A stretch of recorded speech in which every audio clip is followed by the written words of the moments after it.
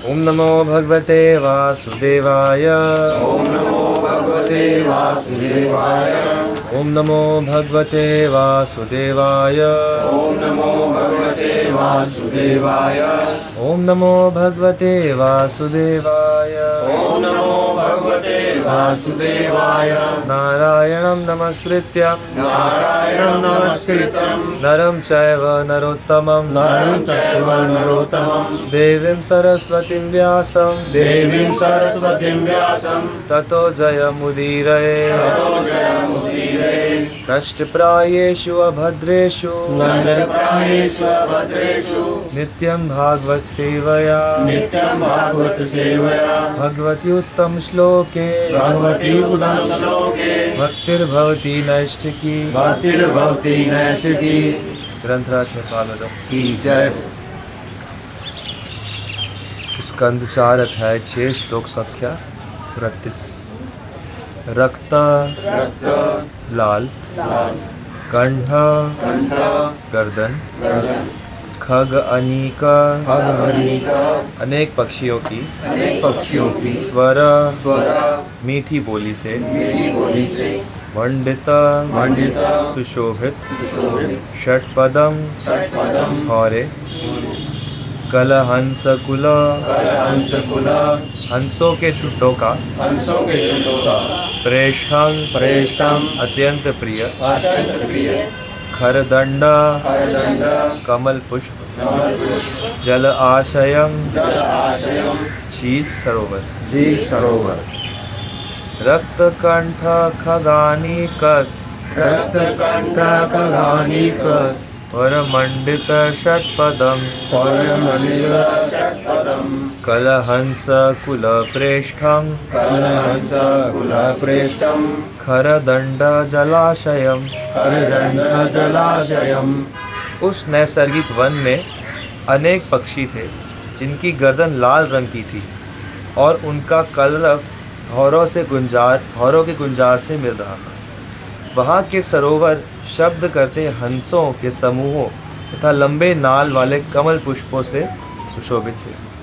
तात्पर्य: विविध सरोवरों के कारण वन की शोभा में 4 चांद लग रहे थे। यहाँ यह बताया गया है कि सरोवर कमल पुष्पों तथा हंसों से सुशोभित थे। ये हंस क्रीड़ा कर रहे थे और पक्षियों तथा गुंजरित हौरों के साथ साथ गा रहे थे। इन सब विशेषताओं से यह सहज ही अनुमान लगाया जा सकता है कि वह स्थान कितना रमणीक था और वहाँ से निकलने वाले देवता उस वातावरण में कितना सुख अनुभव कर रहे थे। इस पृथ्वीलोक में मनुष्य ने अनेक मार्ग तथा सुंदर स्थल निर्मित किए हैं, किंतु उनमें से कोई भी कैलाश के स्थलों से बढ़कर नहीं हो सकता, जैसा कि इन श्लोकों में वर्णित है। वन कुंजर जंगली हाथी से संघृष्ट रगड़ा गया हरिचंदना चंदन के वृक्ष वायुना मंद वायु से अति अधिक पुण्यजन स्त्रीणाम यक्षों की पत्नियों के मुहुहु पुनः पुनः उन्मथयत विचलित मनः मत वनकुंजर संघृष्ट हरिचंदन वायुना अति पुण्यजन स्त्रीणाम मुहुरुन्मथयन् मनः। ऐसा वातावरण जंगली हाथियों को विचलित कर रहा था, जो चंदन वृक्ष के जंगल में झुंडों में एकत्र हुए थे। बहती हुई वायु अप्सराओं के मनों को अधिकाधिक इंद्रिय भोग के लिए विचलित किए जा रही थी। तात्पर्य: जब भी इस भौतिक जगत में सुंदर वातावरण मिलता है तो विषयी जनों के मन में तुरंत ही काम वासना जागृत हो जाती है। यह प्रवृत्ति भौतिक ब्रह्मांड में न केवल इस लोक में वरन उच्चतर लोकों में भी पाई जाती है। इस जगत में ऐसे वातावरण का मस्तिष्क पर जो प्रभाव पड़ता है उससे सर्वथा विपरीत वैकुंठ लोक में होता है। वहाँ की स्त्रियाँ इस भौतिक जगत की स्त्रियों से सैकड़ों हज़ारों गुना अधिक सुंदर होती हैं और वहाँ का आध्यात्मिक वातावरण भी कई गुना उत्तम होता है। ऐसे मनमोहक वातावरण के होते हुए भी आध्यात्मिक जगत के निवासियों का मन श्री भगवान के यशगान में इतना निमग्न रहता है कि उस सुख के आगे वह काम सुख तुच्छ प्रतीत होता है, जो भौतिक जगत के समस्त आनंद की चरमावस्था है। दूसरे शब्दों में, श्रेष्ठतर वातावरण तथा सुविधा होने पर भी वहाँ विषयी जीवन को कोई प्रोत्साहन नहीं मिलता। जैसा कि श्रीमद् भगवद गीता में कहा गया है, परम दृष्ट्वा निवर्तते। आध्यात्मिक दृष्टि से वहाँ के निवासी इतने उन्नत होते हैं कि ऐसी आध्यात्मिकता की उपस्थिति में विषयी जीवन तुच्छ लगता है। वैदुर्यकृता, वैदुर्य की बनी, सोपानः, सीढ़ियाँ, वाप्यः, छीलें, उत्पला, कमल पुष्पों की, मालिनी, पंक्तियों से युक्त, प्राप्तम, बसा हुआ, किम पुरुषः, किम पुरुषों द्वारा, दृष्ट्वा, देखकर, ते, उन देवताओं ने, आराध, निकट ही, तदृशु, देखा, वटम, बरगद का वृक्ष, वैदुर्यकृत सोपाना, वाप्य उत्पलमालिनी, प्राप्तं किं पुरुषैर्दृष्ट्वा, त आरादृदृशुर्वटम्। उन्होंने यह भी देखा कि नहाने के घाट तथा उनकी सीढ़ियाँ वैदुर्य मणि की बनी थी। जल कमल पुष्पों से भरा था। ऐसी झीलों के निकट से जाते हुए देवता उस स्थान पर पहुँचे जहाँ एक महान वट वृक्ष था। तो भगवान शिव के कैलाश धाम का जो है वो सौंदर्य का वर्णन हो रहा है। और भौतिक संसार में भी हम देखते हैं कि प्रकृति की सुंदरता जो है वो सबके मन को लुभाती है। और कभी आप ऐसे सुंदर रूप वन में चले जाओ जहाँ पर ट्रैफिक की आवाज़ ना हो, सिर्फ पक्षियों की आवाज़ हो और सुंदर नदी बह रही हो, स्वच्छ जल और सुंदर सुंदर पेड़ हो, फल लगे हो, पुष्प लगे हो, तो मन अपने आप से ही स्वाभाविक रूप से प्रसन्न हो जाता है। लेकिन भौतिक और आध्यात्मिक में क्या फ़र्क है कि जब भौतिक व्यक्ति ऐसी जगह पर जाते हैं तो उनका मन वहाँ जाकर भोग करने का करता है। इसीलिए सारे ऐसे जगह पर आज के समय में हम देखते हैं कि बड़े रिज़ॉर्ट बन जाते हैं और भोग की सारी सुविधाएं प्रदान की जाती हैं कि यहाँ पर आप आराम से एंजॉय करो। और आध्यात्मिक में क्या है कि आध्यात्मिक व्यक्ति को जब ऐसा वातावरण मिलेगा तो वो कहेगा कि चलो अब यहाँ पर भगवान का चिंतन किया जाए, ध्यान किया जाए, कीर्तन किया जाए। तो यही फ़र्क है भौतिक और आध्यात्मिक में कि परिस्थितियाँ एक जैसी होगी, लेकिन जो आध्यात्मिक व्यक्ति होगा वो भगवान का स्मरण करना चाहेगा और भौतिक व्यक्ति संसारिक भोग का। तो हम लोग हैं भौतिक, लेकिन हमें आध्यात्मिक बनना है। ये हमारी स्थिति है कि हम लोग अभी तो भौतिक है, अभी तो हमारा मिक्सचर है एक तरह से कि ऐसी जगह पर जाकर कुछ भोग करने का भी मन करेगा और कुछ भगवान का चिंतन करने का भी मन करेगा, दोनों मिक्सचर होगा। लेकिन धीरे धीरे हमें इसको कैसे बनाना है, जैसे भगवान के भक्त हैं, जैसा वैकुंठ में यहाँ पे उदाहरण दिया, या जैसा ब्रज में है, तो ब्रज में जब भी सखा लोग कृष्ण के साथ जा रहे होते हैं, कोई भी सुंदर फूल देखते हैं तो उनका मन ये नहीं होता कि हम इसकी खुशबू लें, वो सारे फूल इकट्ठे करते हैं, उसकी माला बनाते हैं, वो कृष्ण को कि भाई ये तो हम कृष्ण को पहनाए। कोई भी फल होता है तो अरे हाँ ये फल सबसे सुंदर लगा हुआ है, ये तोड़ के लाना है, किसको, कृष्ण को खिलाना है। तो भक्तों की चेतना में क्या है कि जो भी वातावरण है, जो भी आसपास है, उससे कृष्ण को प्रसन्न करना है। और भौतिक जीवन क्या है, भौतिक जीवन है कि जो भी वातावरण है उससे मैं कैसे खुश हो रहा हूँ। तो ये जब तक हम मैं वाली स्थिति में रहते हैं तब तक हम ऐसे स्थानों में प्रवेश कर नहीं सकते, और अगर प्रवेश करें भी तो वहाँ से निकाल दिए जाएंगे। इसीलिए इसका अनुभव हमें हो नहीं सकता, क्योंकि ये अनुभव जो है ये रिजर्व्ड है। ये जो व्यक्ति उसके लायक है, योग्य है, सिर्फ वही व्यक्ति ऐसा अनुभव कर सकता है। जैसे प्रेसिडेंट्स हाउस में या राष्ट्रपति भवन में हर कोई नहीं जा सकता, कुछ समय के लिए जाते हैं, वो भी सिर्फ कुछ एरिया देखने के लिए। हर जगह हर कोई नहीं जा सकता।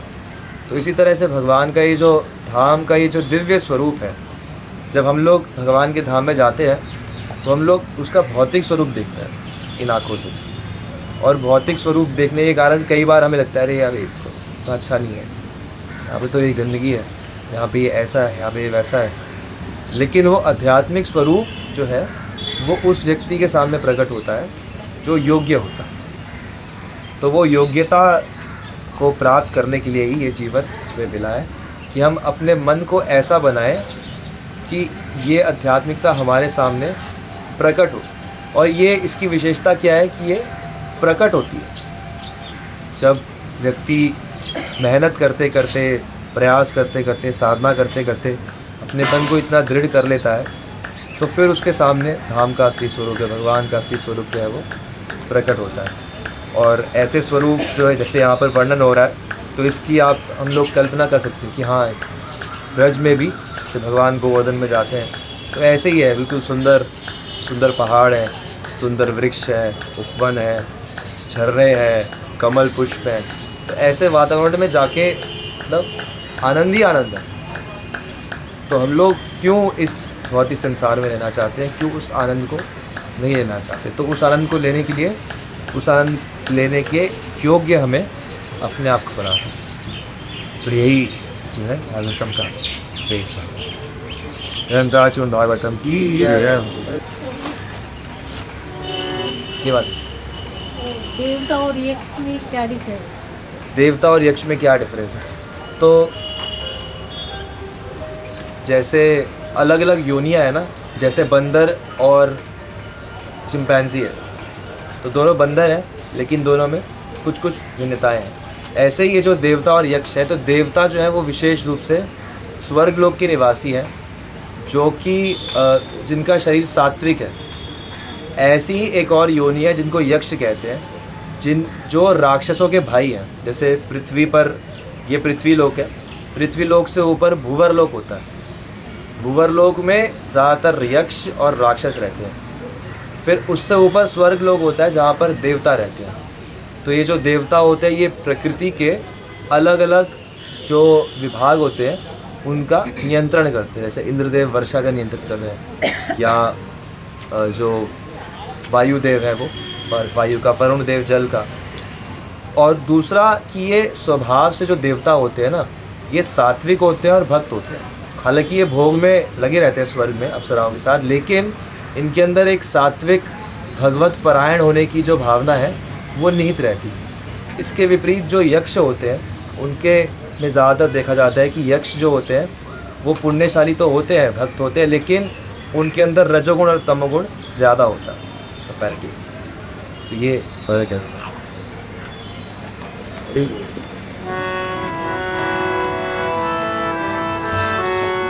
तो ये योग्यता प्रदान करने के लिए नित्यानंद प्रभु ने नाम हाट खोला है, और उसी के ऊपर ये गीत है।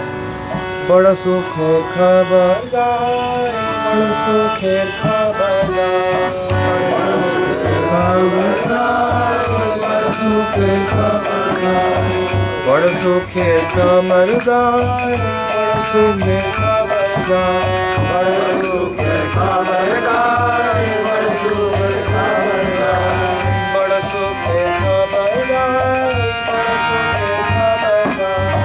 बड़ा सुख खबर गाए, बड़ा सुख खबर गाए। सुर भी गूंजते नामेर हाट खुले से, सुर भी गूंजते नामेर हाट खुले से, खुदा मिला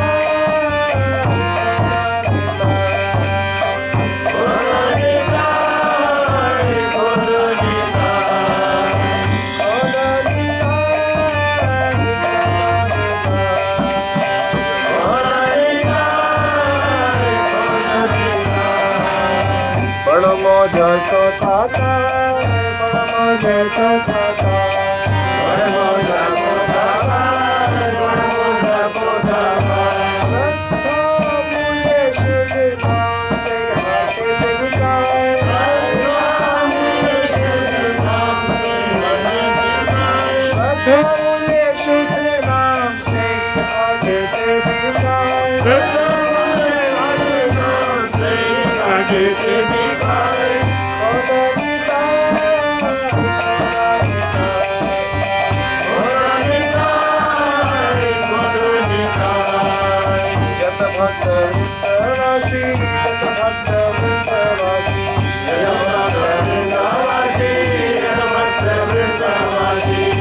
भक्त वृंदवासी जत भक्त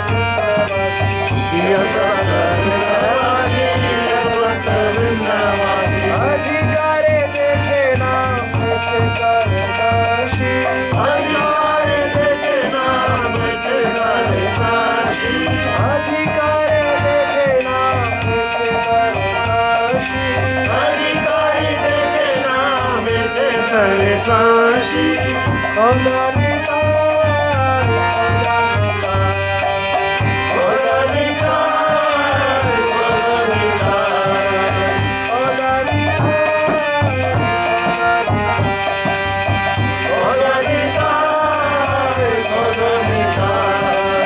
जदि नाम किन्ने भाई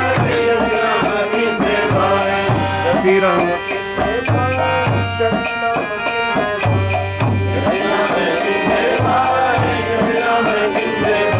हम संगे चल महाजने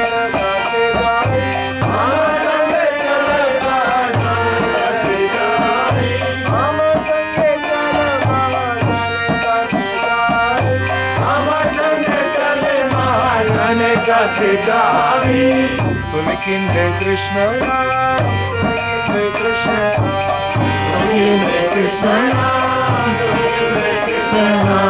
तुम किन्ने कृष्ण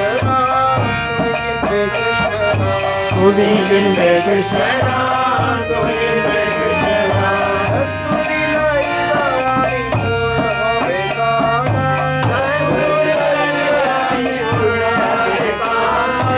कस्तूरी लाई रानी पूर्ण होवे गाना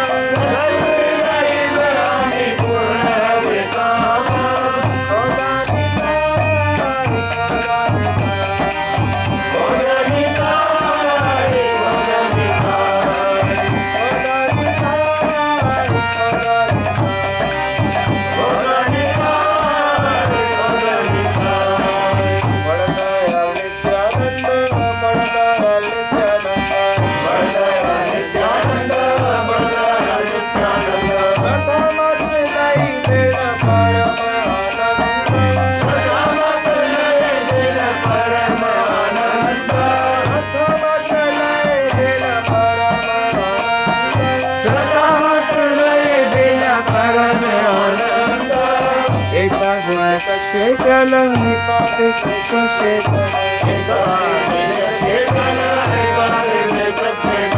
और बोले दिखाई देन सकल समाला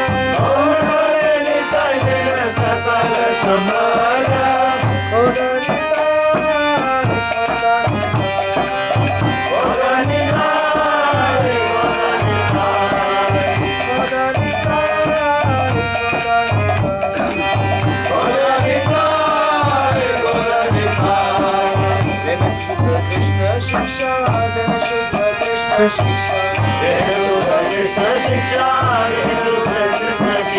जाति धन विद्या बल न करे अपेक्षा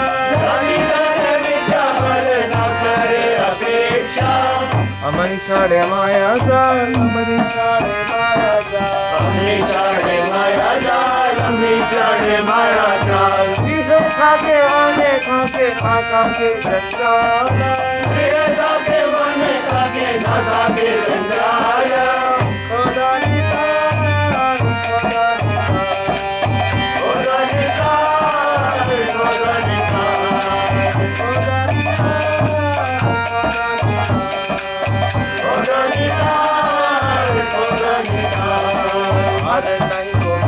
भाई आर नहीं को कले भाई आर नहीं को कले भाई आर नहीं को कले भाई आर नहीं को कले भाई आर नहीं को कले भाई आर नहीं को कले भाई आर नहीं को कले भाई आज काले तेरे नाम देता ही दया